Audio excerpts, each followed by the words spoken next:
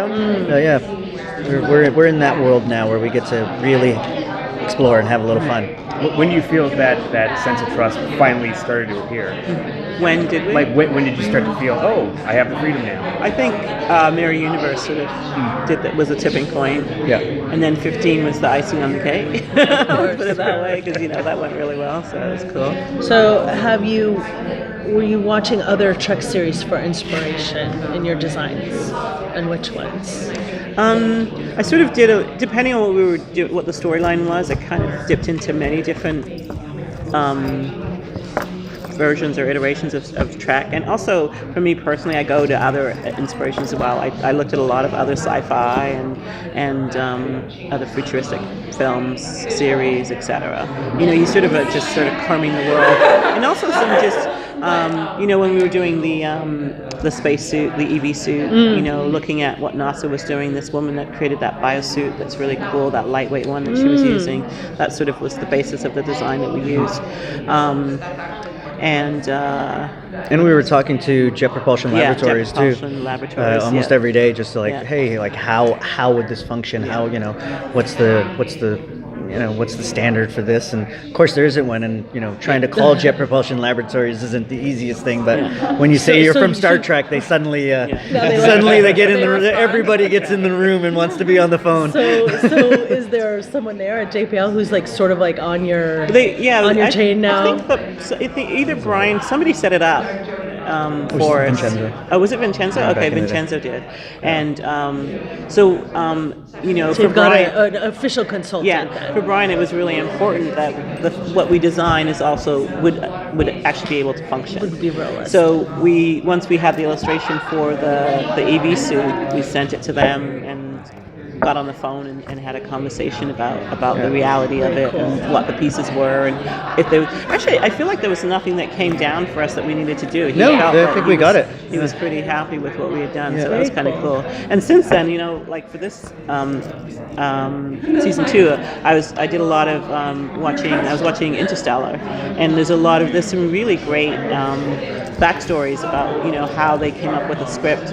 Rip Thorne, the scientist, and this other producer actually wrote that script, and then it was shopped by it was Steven Spielberg was supposed to originally direct it, and then it ended up in Christopher Nolan's hands. Well, because his brother was one of the writers as well on it, so it was really interesting. But listening to Rip Thorne talk about science and space travel and all of that was really, really cool and very interesting for me. And it's the first time, because I'm not a science person or she's turned into a real nerd. Any of those things. So welcome to the club. I know, but the thing is, for me, is being in a room and having these conversations about certain subjects. I'm way over my head here. I don't know what I'm doing. You know what I mean? And that's how I spent a lot of. It looks season. Like you know what you're doing. Well, thank goodness. Because we just had to do research on the fly. It was literally trying to tap in and figure out. Whenever we had a specific thing they gave us to do, we would be jumping in and researching it, and then trying to get as much information. I'd have my team go do this, find out more about this for me, and then give me a report back, and then that's how we sort of kept it going. Right. You've got to, as Aaron keeps saying, it's got to be grounded in some form of reality. It has to make sense for us. We're not just designing and creating on the fly. Right, and I feel feel Trekkies will call you on it. Well, the thing is that Trek, I feel like the first iteration of Trek did do a little bit of that, you know what I mean? And they probably, you can, because in the 60s, you can't fact check things like you can now, you know what I mean? There's no internet. There's no internet, there's none of those things available to you. So I feel like they were able to get away with a lot more than we do. And also they didn't have any history to deal with as well, which we do now. Mm-hmm. So. Well, I think it worked a little bit the opposite way with the original series. Mm-hmm. It inspired exactly so much. Yeah. Which now real life is inspiring you, with the EVA suit. Exactly. But what we want to do with what I want to do specifically with prop design is not just nod to the original things, but what I was talking to Gersha earlier, and she said something that made perfect sense, is that the original series inspired the cell phone, inspired medical X-ray tricord scanners. It inspired so much. iPad, so many things. So that's what we want to do now going into the future with this series, is we want to invent something that will inspire someone to go, hey, you know what? That could work. So when you're designing a prop, say whatever, some piece of technology, how deep do you go into the rabbit hole. How does this work? Like, what's it actually doing? Or is it all about, I have to make this camera ready. It has to look good. And no, for me, it has to function in my head. I have to know what every button does on it. I have to know, for the communicator, how far it can communicate. We have to know these things so that when an actor asks me on set, what does this do? What does this do? I have the answers for them, because we're not just designing things. We're building a world for the actors to live in. So if we don't have the answers for them, they can't fully develop their characters. So we have to fully develop our props and costumes so that they can do their jobs. Was there anything in particular in season 1 that was particularly hard like a challenge for each of you? Everything. Besides everything.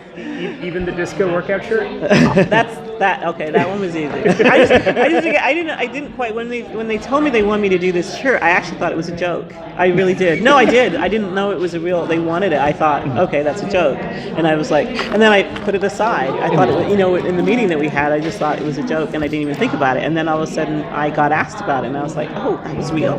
You really wanted that t-shirt? I was like, oh, okay. So that's what happened. And then they explained to me why and how it would. And now we all have one. Yeah, exactly. So that was a funny thing. But no, I would say the Starfleet uniform itself took us 6 months to get to. Luckily we had that prep time. Like the sets weren't ready, so I think I got a little bit more time to develop that costume. If I didn't, I don't know what it could have been different. It would have been different. Yep. Yeah. So that was a journey. Yeah. And part of that journey for me then was also the badges, because the badge really is a reflection of the costume. So as the costume evolved and changed, so did the badge. And until we finally, when Gersha landed on it, I knew we were able to land as well. So we sort of really came to a point together and finally could present that final version of the uniform. So Mario, what's the weirdest thing that you've repurposed into a prop? The weirdest thing that I've repurposed into a prop? We don't do a lot of repurposing on Star Trek.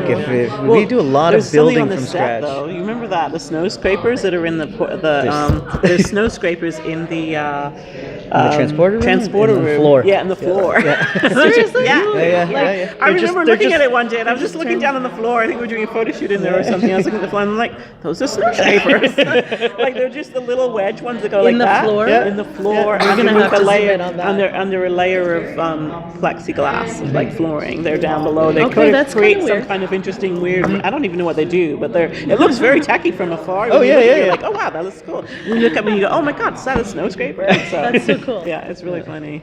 So that's definitely a set thing that I saw repurposed that I thought was really Very interesting. cool. They do. They've done a lot of that. Yeah. It's just when you look at a product and you always see it from a certain angle. As soon as you turn it a different way, it's completely a different thing. We definitely did a lot of that. I can't tell you anything in particular, but I know we did a lot. So it was the most difficult prop to create. For me, there was a lot of collaboration with the Batleth. That took a little while to really get to. The Batleth and the phaser were tough ones, but they were the phaser for me I'd wake up in sweats because it was just so it's so iconic. It's such a thing, and you're like, man, I gotta nail this thing. We got there, and I'm so proud of that thing. But I think that one of the toughest ones was the Batleth. We just sort of kept circling around different colors, different shapes of it, because we were putting sort of a new stamp on the Klingons, and really wanted to show this aesthetic warrior culture, and we needed to create a weapon that was also a piece of art. And eventually we got there. Everything that you guys and Glenn and Neville have done with the Klingons has been so artistic. So I heard Glenn talking earlier about how he always thinks about all the different houses of Klingons, right? Which we've heard discussed a lot. But does that also extend to their weapons? Will each house have a different, one prefers batless, one prefers meklas. They have different shapes. And there's different shapes of meklas as well for different houses. And so you've worked all that out too, huh? Yeah, we worked some of it out. We haven't got as deep, but we've definitely there's different shapes for different characters, and I would like to introduce some new batliths. If we go down some more Klingon cultures, that would be amazing to do. Like maybe some other house has a different shape. That would be awesome. But we'll see what comes down the pipe. Very cool. Okay. Thank you so Cool. much. So much.